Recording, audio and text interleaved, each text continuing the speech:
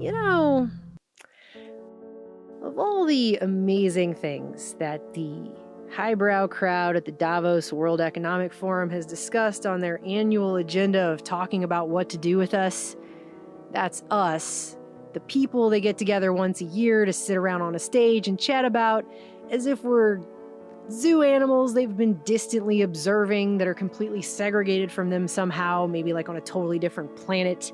And them as in the people who the rest of us never voted for, and most of us never even asked their opinion one single time, but seem to make an annual habit out of discussing what's to be done with us as if they've unilaterally decided they're just in charge of that somehow. Just chatting it up over there with the finger sandwiches and the Perrier, talking about things like mind control. What we're trying to figure out is how to decode the signals of the brain. A future where elites own us through our biometric data. Control of data might enable human elites to do something even more radical than just build digital dictatorships. By hacking organisms, elites may gain the power to re-engineer the future of life itself. Maybe the most eye-popping thing that we've personally heard over the years is this concept that in a few years from now, actually, we're all going to just own nothing and like it.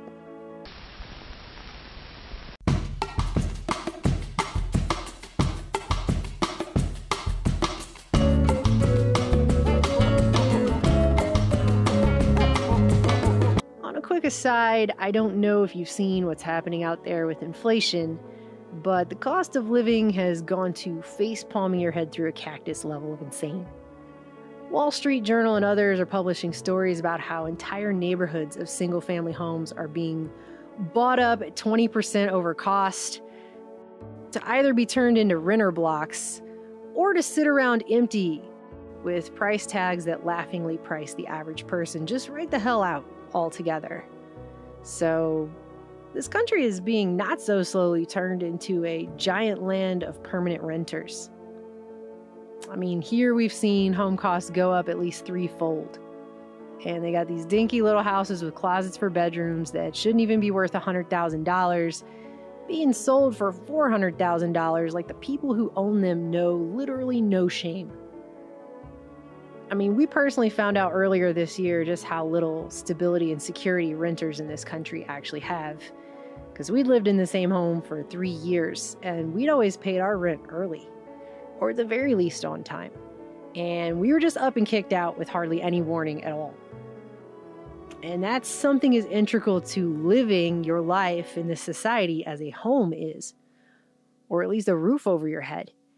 So you could probably better understand why we laughed our asses almost clear off when this Scandinavian lady gave a WEF presentation a few years ago talking about how everything is going to be rented in the future, right down to something as basic and small as a screwdriver to screw a screw into a wall. Why do you want to own your cell phone? I mean, you want the function, you want the service, right? Why do you want to own a cell phone if you can just lease it? And if you lease, why shouldn't you lease your refrigerator or your washing machine or your dishwasher, or why do you want to own it? I mean, it's not like the plastic in the middle. It's like, I own it. You know how much a car drives? How much of its life? 4%. Or if you take a drill, it's used 15 minutes. It's not a lot, is it? And most of us, I know there are some guys here that really love to own a drill. But for the rest of us, we just want a hole in a wall, right? Why don't you want to go into a business model where the company owns it? Why don't you want to go into a business model where the company owns it? Where the company owns it? Where the company owns it? Where the company owns it? Why don't you want to go into a business model where the company owns it? I mean, yeah, why wouldn't you just want to go into a business model where you literally don't have anything at all? I mean, it's like your body. You don't really need your DNA, right? Like, you don't really need the stuff in the middle. You just want the walking, talking machine, right? So, like, why do you even need to own that? You should just let the company own it. You should just let the companies own everything. They should just be like the new monarchs of the future. We should just let them own us and everything else too. And we should literally have nothing at all, so that the power dynamic is absolutely 100% zero in our favor. That makes so much sense. That is brilliant. Why didn't we all think of that? Why didn't we all just think of being slaves to corporations? Thing is, we've been talking about the authorization future for a long time on this channel. It just isn't as sexy a topic as aliens and UFOs. so it tends to make some people's eyes glaze over.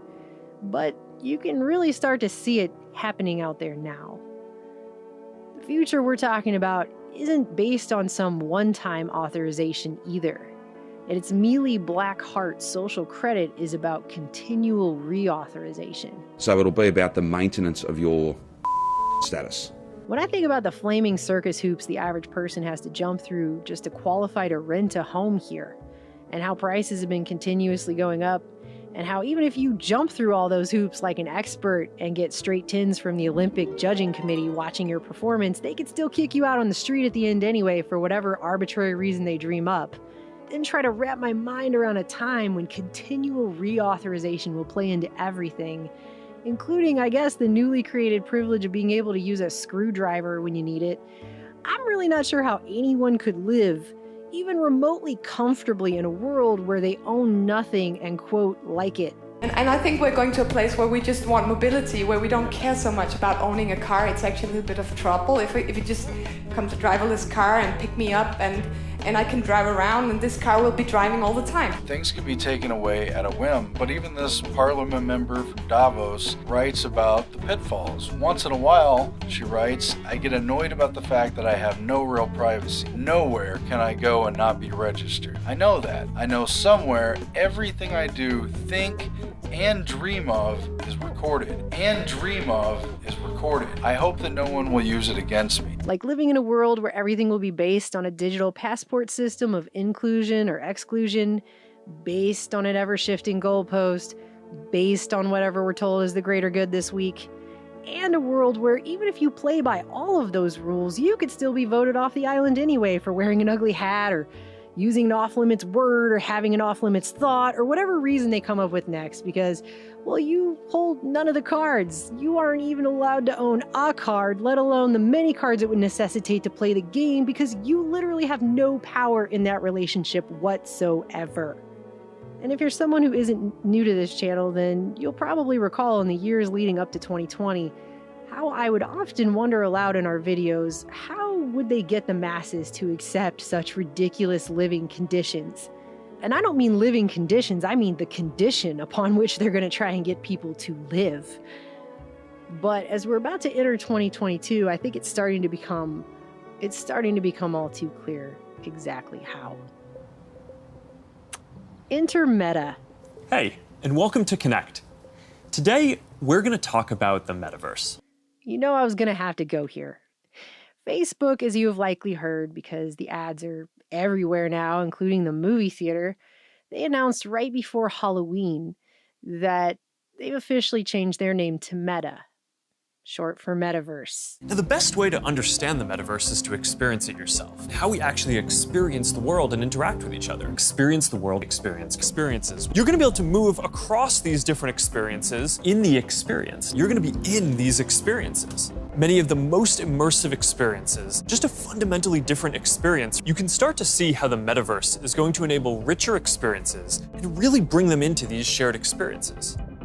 Now, there's a lot that needs to get built to create experiences like this. New experiences that you're having to a completely different set of experiences in the Metaverse. Different kinds of Metaverse experiences, the most important experience of all, experiences. The system has promised all of this equality, and this right here is looking like the only place where people will ever get to have anything even remotely close.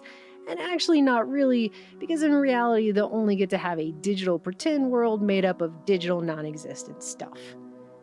So if the reality of the World Economic Forum ladies' wet dreams comes true, by 2030, they'll be renting their outrageously overpriced IKEA tiny home timeshare with a bunch of total strangers who also won't own their own screwdrivers either. But hey, at least they'll spend all their days with VR goggles strapped to their heads, walking around in a Second Life 2.0 wannabe world dressed up like Digi-Xena warrior princess, living in a digital McMansion in Mark Zuckerberg's Metaverse, which he and his coworkers have decided to tell us all about in an hour-plus presentation with a plethora of completely off-putting, unnatural TED Talk arms.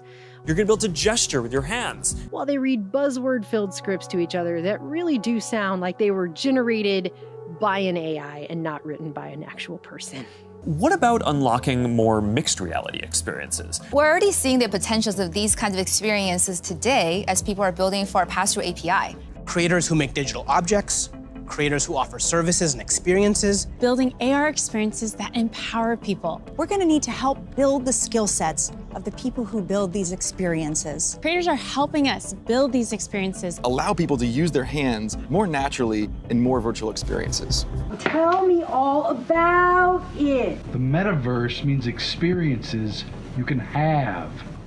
It's even more off-putting, which is a phrase I might decide to use at least 5 more times in this video. How many times Zuckerberg uses words like natural to describe this cheesy-looking ersatz digital world replacement that Silicon Valley plans to shuffle people into as they attempt to shift society into a phase where they expect us and plan us to conduct more and more of our lives in virtual spaces, as we're increasingly expected to rarely leave our homes. Connecting socially, entertainment, games, work is going to be more natural and vivid, of interacting with devices that are much more natural. And if we do leave, not to go very far.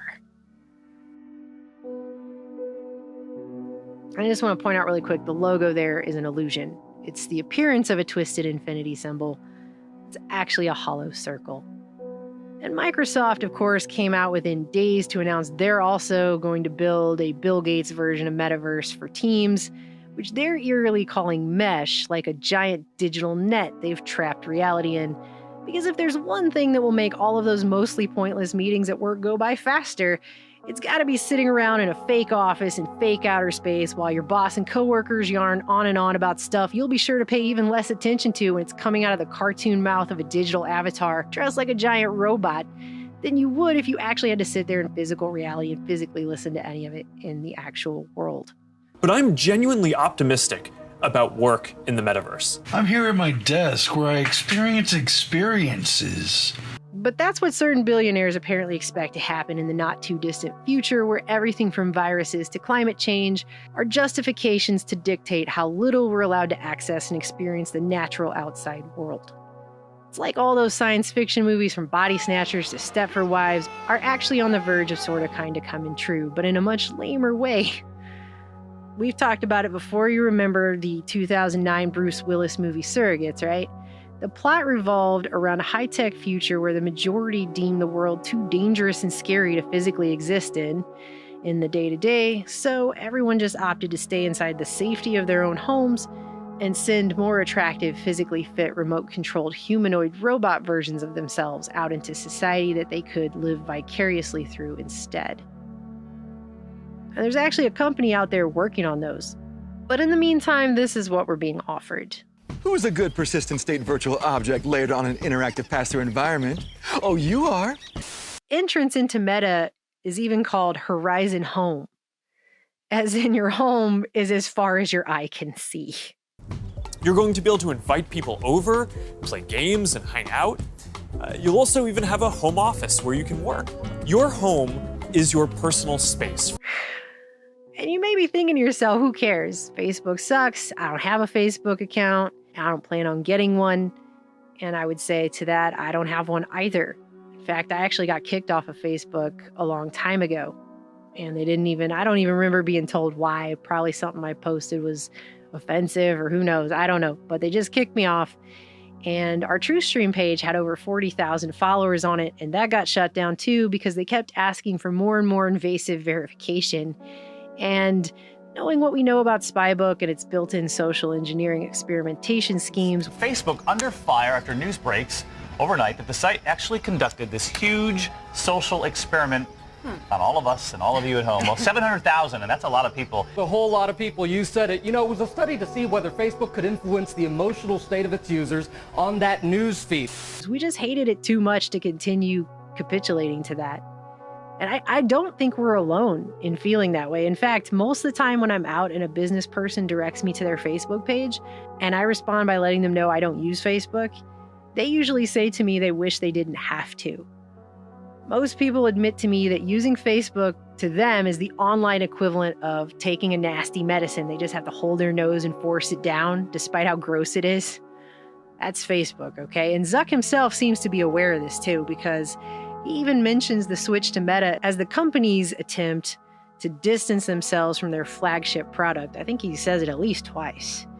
To reflect who we are and what we hope to build, I am proud to announce that starting today, our company is now Meta. Our mission remains the same.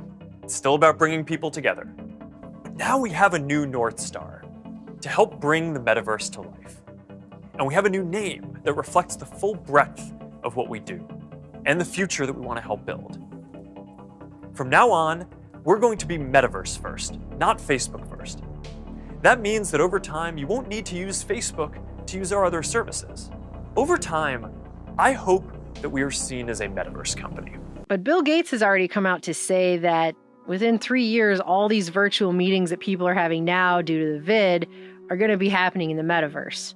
And as we've all witnessed over the course of the pandemic in the last 2 years, they can easily shift the way society conducts its business and force people to use technologies they otherwise wouldn't choose to on their own, because that's already been happening. And this is all a part of what's been deemed the Great Reset, right? The main ad for Meta also has that theme, the Great Reset theme, the death and rebirth of society at large, symbolically written all over it. I used to love studying classics, and the word meta comes from the Greek word meaning beyond. Nothing you see in these kinds of commercials is accidental. If it's in the presentation anywhere, it's there for a reason, and you don't have to take my word for that this time. In a world where people tend to overlook symbolism as reading too much into things, if you point it out, Zuckerberg or someone working with him really wanted to make sure people understood that symbolism was being purposefully employed here.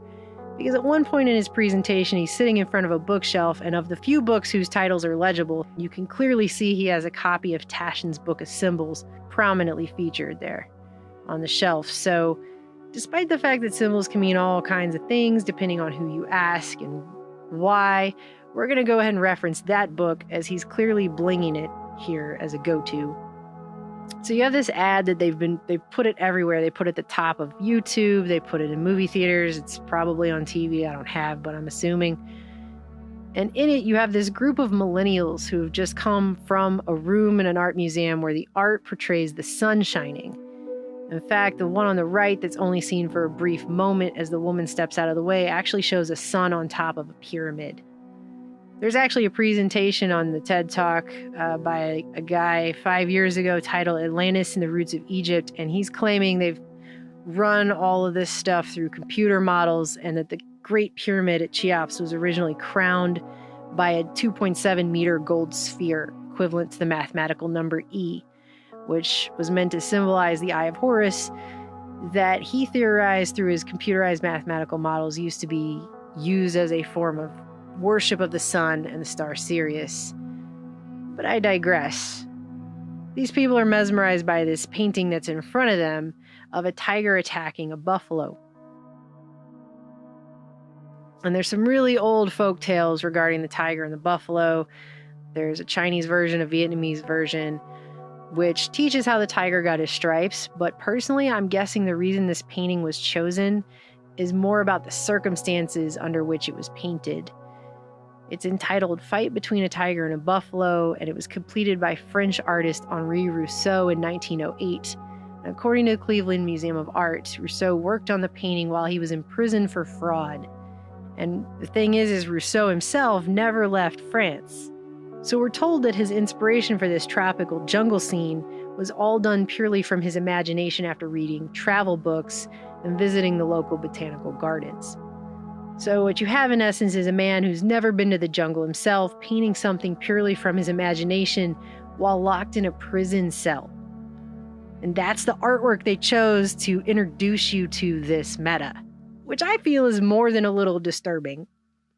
It's a life much like the one the World Economic Forum and its Great Reset describes for all of us in the future, where we won't really be expected to leave our homes for work or school or hanging out with family or visiting or travel. I mean, they're talking about that all the time now. But that's okay, right? Because using our VR goggles in the meta, we can go anywhere. You're going to really feel like you're there with other people. This is the dimension of imagination. But back to this commercial, there's a lot more going on here than just a tiger attacking a buffalo in the uncanny valley of oversized jungle plants and googly-eyed dancing animals. After these people venture out into the painting a little ways, they're greeted by an owl, which a lot of people know as a symbol of wisdom. but which the Taschen book that Zuckerberg owns points out, is actually known the world over as the consort of death. And so we've got this book as well, of course, and the entry on owls talks about how they have extremely keen vision. Thus, it is not surprising that owls have become symbols of both acute awareness, the invisible seer in the dark, the bird of crafty skill that accompanies Athena, Greek goddess of civilization, protector of Athens, and of the stunning power of death, mortal terror of the stealthy visitor in the night. In Germany and Eastern Europe, an owl alighting on a dwelling or barn is deemed to foreshadow an imminent death. And this association extends across most of the world, including, for example, the alliance in Native American mythology of the owl with skeleton man, the god of death. But as often, the powers of death are also the powers of transformation, and the owl is symbolically bound to the renewal of life that is mythically implicit in death. Once the owl flies up, you see in the back of the painting that the sun is now setting, and the moon is rising over the water. Again, the sun and moon are mentioned in Taschen as symbols of the eyes of Horus, so that would be the second time that's come up. In addition, the moon and the water are two very distinct symbols representing the subconscious mind. And in the water, we see what looks like a gate, and the reflection of that gate in the water makes a hexagonal structure. And beyond it, taking up most of the sky, is Saturn. The hexagon being an appropriate symbol for Saturn if you've ever seen pictures of its pole. In other words, it looks like we're being invited to the portal of Saturn. Now, Taschen's Book of Symbols only references Saturn twice. Once is a picture of Saturn devouring one of his sons with no further commentary under the entry for the symbolism of the mouth, as a reference to the engulfing jaws of death, as if Saturn is just going to devour us all. And the other is on the page for the entry on the symbolism of prison, which is now the second time prison has come up in this short ad.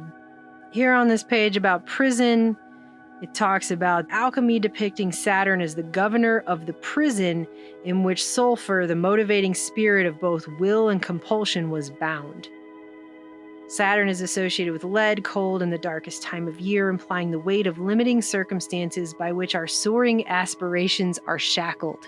Kind of an interesting symbol to show us for a place where they claim we can do anything, right? Instead of looking at a screen, you're going to be in these experiences. And then it talks about the literal sense of what prison symbolizes, and that at the bleakest level, it's nothing more than the soul getting trammeled, not only by incarceration, but degradation, violation, and false arrest. So that is the reference in this book in regards to Saturn.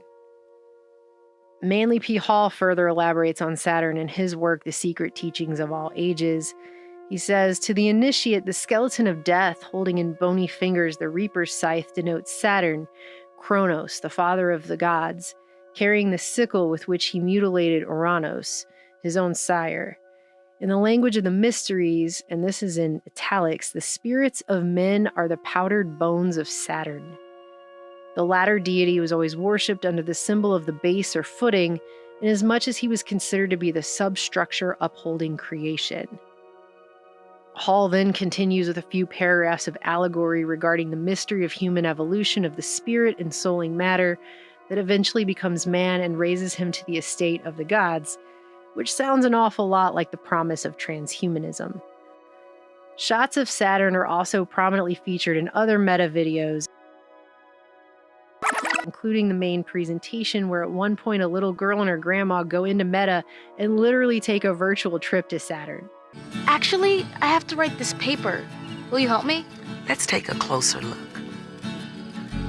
What part of the solar system are we talking about? Saturn. Just in case the symbolism hasn't been picked up on any of the other times it's been shown, which is a lot. An image of this moment where these two are staring at Saturn from the perspective of the viewer, which means the viewer is also staring at Saturn, was also sent out as the official announcement of the name change on the Meta Newsroom's Twitter account. And right after the name change was announced, too, just by the way, a hashtag went momentarily viral on social media, hashtag Facebook Dead, because apparently the word meta is pronounced like the feminine form of the Hebrew word for dead. And so that was going around the media as well. And just in case you weren't absolutely sure, I mean, this has really hit you over the head amount of confirmation of symbolism, repeated symbolic elements.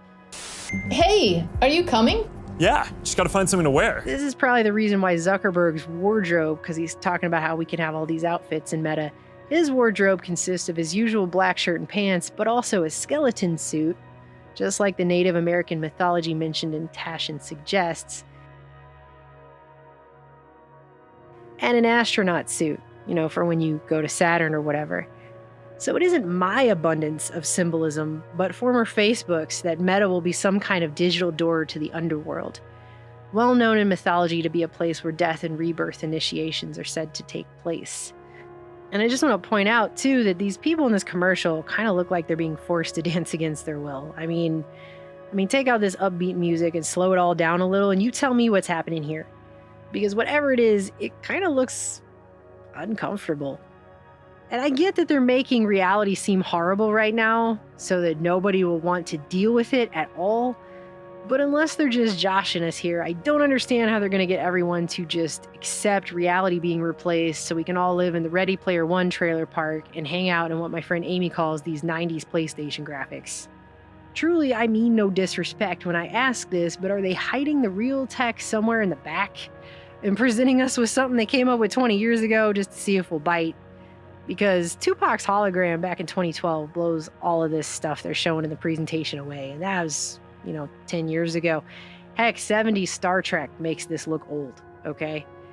And there's just something incredibly creepy about Zuckerberg talking about how much fun it will be for users to set stuff on fire and shoot people in the immersive virtual reality he refers to as feeling oh so natural in games they're working on for the platform like Grand Theft Auto. I'm excited to announce that the Rockstar Games classic Grand Theft Auto San Andreas is in development for Quest 2. This new version of what I think is one of the greatest games ever made will offer players an entirely new way to experience this iconic open world in virtual reality. Because I guess they want people to be able to smack a hoe, right? In this immersive virtual world that he keeps talking about how real it is. Onward. Pistol whip.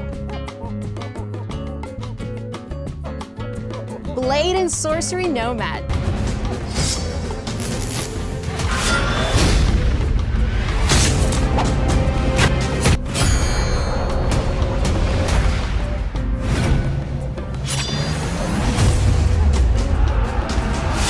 Have you played Population 1? I mean, yeah, I love the game so much that... For those who haven't, Population 1 is a thrilling battle royale. The studio behind fan favorite Arizona Sunshine. I love Arizona Sunshine. That game basically got me and my friends through the first few months of the pandemic. That's awesome. Okay, I'm sorry, just no. No. This is... These people seem to have no idea who they are and where they are and what they're doing and who they're talking to. At all. I mean, first of all, this isn't just some guy. But if it was just some guy and he was like, yeah, I played a video game for the first few months of the pandemic, nobody would be like, that's awesome. That game basically got me and my friends through the first few months of the pandemic. That's awesome! This reeks of that thing where you work for a rich person and you have to suck up to them and make them think every single thing they do is the most amazing thing anyone's ever done all the time, which is extremely creepy when you consider who this man is, how much power he has, and what he's trying to do here. But he is this person who's trying to do this here, and he's gleefully talking about how during the first few months of the pandemic, he was playing a first-person shooter game of infected people during the first few months of a time when people were dying of infections. I don't know. It's a stunning lack of self-awareness that just permeates this entire presentation in a way that's actually pretty comical and hilarious, and would be funnier if this wasn't actually a thing they're actually talking about actually doing to us all. It's not like this fixes anything regarding inequality. That's the thing. Did you guys see that show Upload? It's the one where the guy, it came out, it came out in 2020. So it was perfectly timed. And it's about this guy who dies and he gets uploaded into the cloud for his afterlife. 10 a.m. Breakfast is over. No, it's not even real food. And even there, when he ran out of credits, they stuck him in the crappy part of the program because he didn't have enough money for the digital 4-star hotel that the rest of the dead people were hanging out in.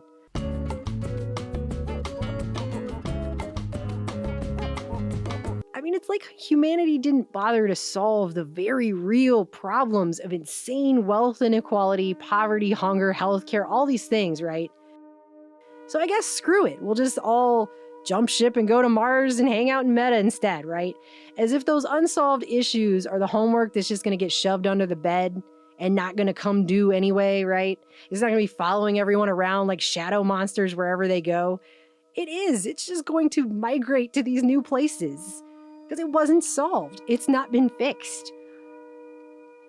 Well, I think the sort of transcendent theme of all this symbolism, from the commercial to the heavy-handed use of Saturn again and again, both in the commercial and the presentation, and probably elsewhere if you look for it, is the fabrication of this new world.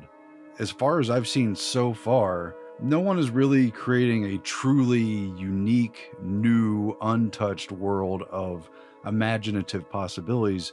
It's really mostly about recreating the natural world and then trying to lure people in to what is an ersatz. At very best, it's an imitation, and in reality, possibly a very shoddy imitation that doesn't come close.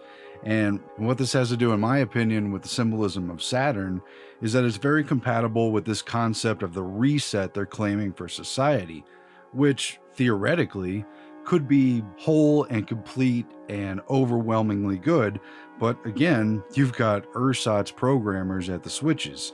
It's almost as if they're just trying to contain a herd and placate people rather than really offer a new, better way, right?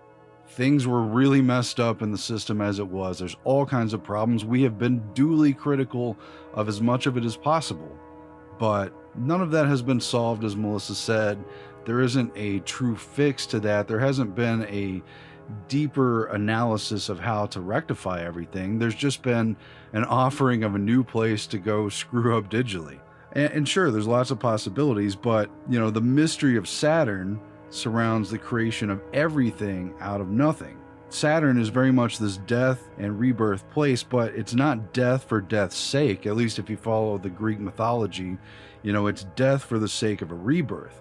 Hades and the underworld, that's for people. That's where spirits go to hang out after they die and kind of evolve into a sorting out of the good and bad, and Elysium and Tartarus and all that. But Saturn is more like an obliteration, a back to the primordial forces, Kronos eating his children, and Uranus. Those were titans in the primordial state of reconfiguring the raw materials of life. And that's the type of death and rebirth that Saturn signifies, at least from what I have read, you know, and what I recall.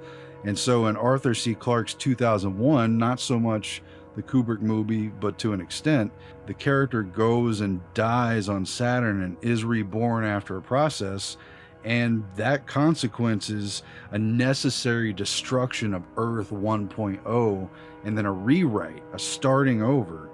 And that's very frightening and looming. It could be for good or ill. It depends on who's at the switches, but I just don't trust these people. What I really see more than anything, and what we've seen in the last couple years, is being cut off from the natural world. I think that's what this multiverse, this metaverse really signifies, and that's what's kind of troubling.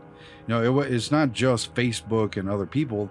This system has been forecast and predicted and promised for decades. Ray Kurzweil, among others, has been writing about this for many decades. It showed up in movies, this idea of this digital world and the merging of humanity and technology, but it is dependent upon, at least in their opinion, it's dependent upon cutting us off from the natural world, because we're not good enough for that world anymore.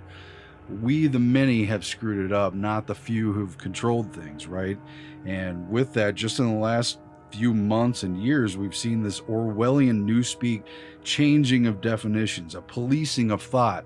Policing of thought was directly discussed at the World Economic Forum just a few years back. They're actually talking about using technology to see what kind of feelings and deceptive or guilty behavior is behind certain words and activities. It's like a polygraph for your brain. There's a huge government program now to increase measurement technology for neuroscience. Anything that is in current conscious awareness can potentially be decoded. Those certain forms of mind reading, I think, for the most part today, requires the consent of an individual. But if we could get to the point where either you can have an unwilling suspect or an unwilling individual having their brain decoded in some sense, legal systems don't bake in any presumption that we can do that, and so there's no legal protections that could be afforded to you. And so if you look nationally, internationally, at whether or not there are any human rights, if there's any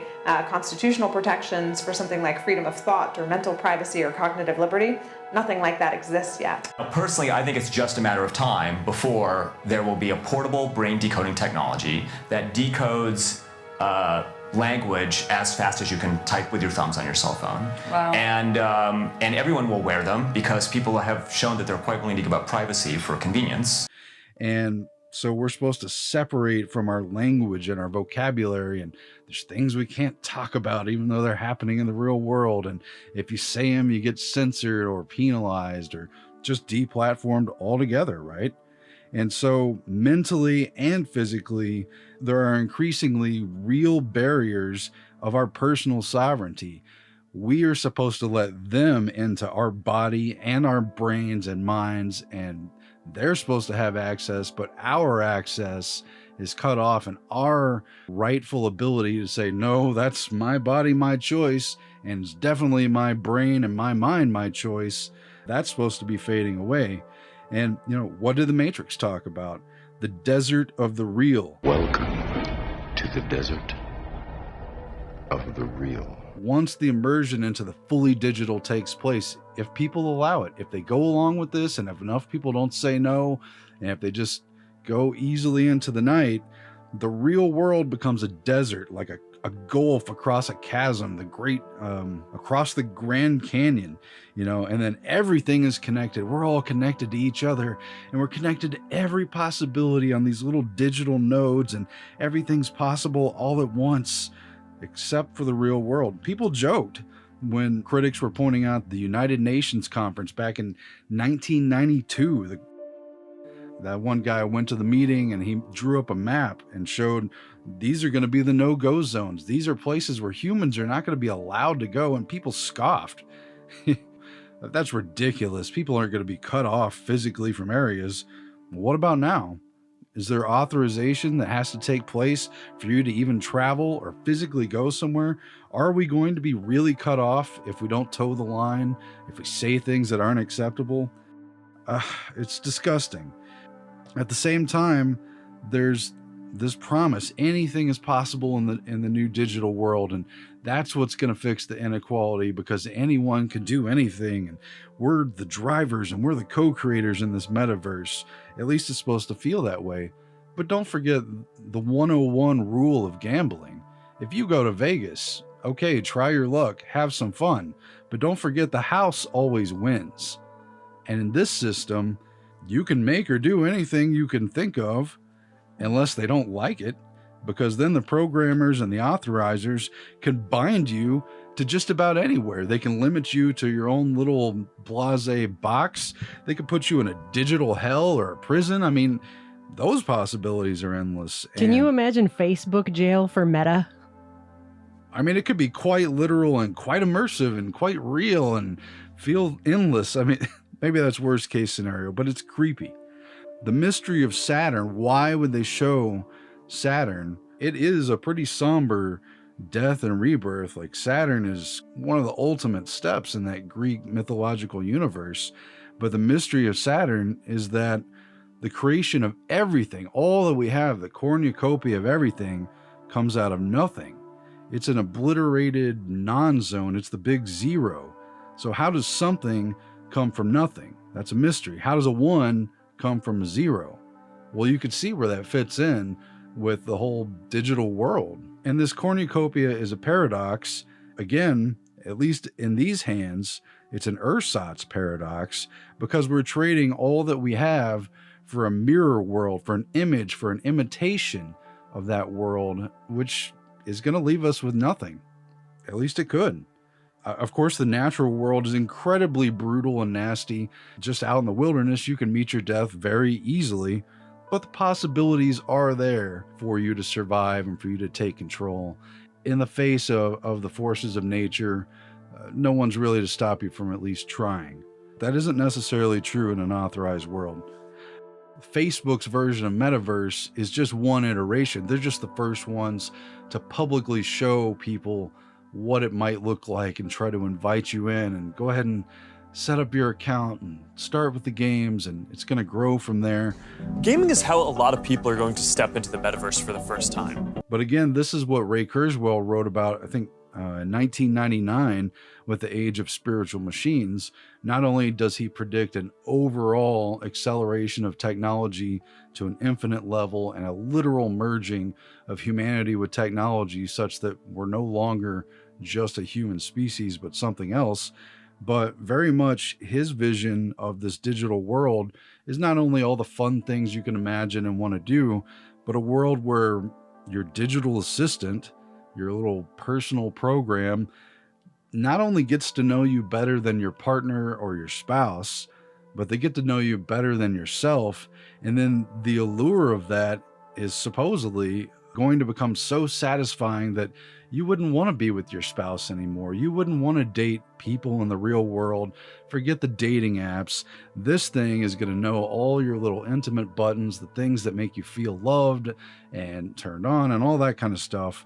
And in Kurzweil's book, it grows from just at first being an assistant who can help you with remembering your calendar and when you have meetings, to being someone that your spouse is jealous of, and then you're distant from your spouse, and then the divorce is just an inevitability. It doesn't matter, because this person is falling in love with their assistant, and all their fulfillment, romantically, sexually, personally, hobbies, all of it is supposed to be fulfilled from this little bubble that just reflects you. What do we gain from cutting off real human contact like that? Why don't we just work on becoming human again? We're not always that great at it. I don't claim to be. I feel very cut off in this world at times, but what are we giving up here? You know, there's certainly bad things in the real world. There's a lot of really bad problems, and I think they're sidestepping the whole thing, and it becomes what Michael Crichton wrote about, and then they made movies about in the 70s and redid in the HBO, the Westworld, right? At first, they're going to create these sort of androids and digital beings just for fantasy. You can go to the Wild West and shoot them out, partner, or you can go to Rome and engage in all their stuff that's historical. But in the sequel, which was much cheesier, by the way, in Future World, which also was in the 70s, the replacement of androids really just became about replacing the population. It wasn't any longer about entertainment. It was about getting to people. It was like Body Snatchers, and they started with celebrities and influential people and journalists, but they were branching out to literally replacing and killing off the original analog versions of people until they had a programmable look-alike population, one for one. Are we not basically talking about that in the digital world? I don't know if it's going to be like Bruce Willis' Surrogates movie with physical android people walking around to shops and down the street, but in the digital verse, yeah. What you see on the left is an entirely virtual reconstruction. This gives you a sense of a future in which you'll be able to interact with another person's realistic avatar in virtual reality in real time. We already live in a mind that's inside of a brain that they already can't explain, and that's cut off by the senses, so your mind is never really in the physical world. So they figure double down, square root that, extrapolate that, so we have no connection with anything, no real connection with people, no real connection with the natural world and the forces there, and just kind of a version of it. It'll feel like you're right in the room together, making eye contact. And that's before we're even able to fully understand the meaning, the deep energetic connection we actually have to this space that we physically live in, which I think is a lot more intricate than we've ever been told. I know you can probably hear it in my voice that I'm just a touch bitter after 2 years into the vid, but I feel like this sorry, sad ersatz consolation prize for the actual world we're being told we have to largely give up now because we're just too destructive and deadly a force to be allowed to really experience any of it firsthand is just not doing it for me.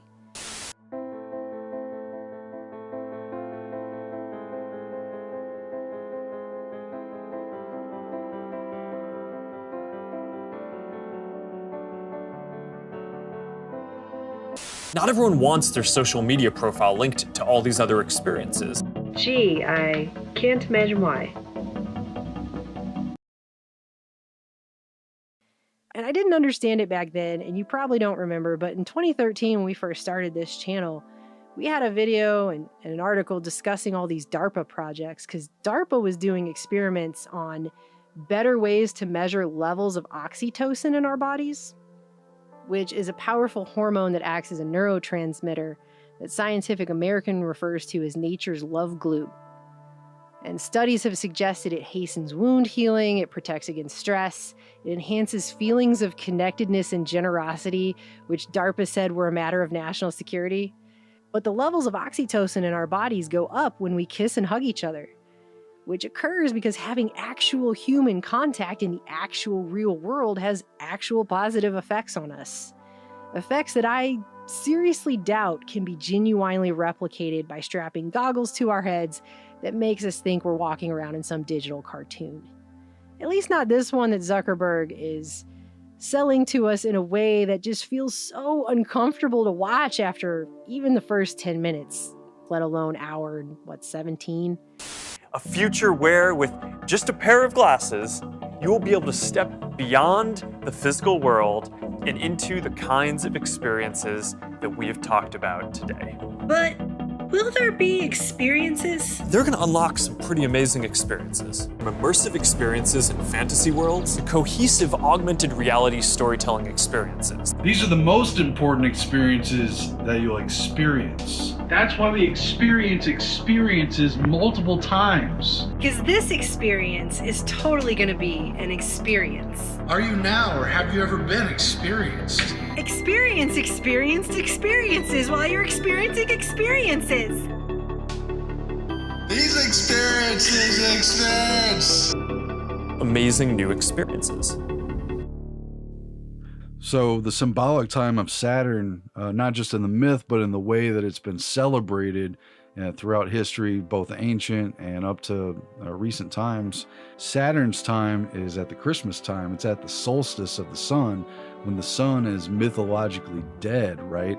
That's Saturn's time to shine because the sun has gone to the underworld symbolically, and darkness reigns, and the world of everything under the sun, all that we are and all that we know and all that's already been done, where there's nothing new, that is subdued, and is a time when things are topsy-turvy, and instead of the king, the philosopher king, ruling over people, theoretically, mythologically, the fool is king, and the rules are reversed, and it's foolishness and it's festivity and it's revels, only for a time, just in time for a reset, for everyone to blow off some steam, and then it's back to a new version of the rule of the king, only it won't be the same sun this time, metaphorically speaking.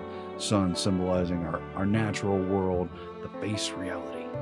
Base reality is not what they plan to deal with anymore. It does mean building more sensors into a form factor that's comfortable to wear for a while.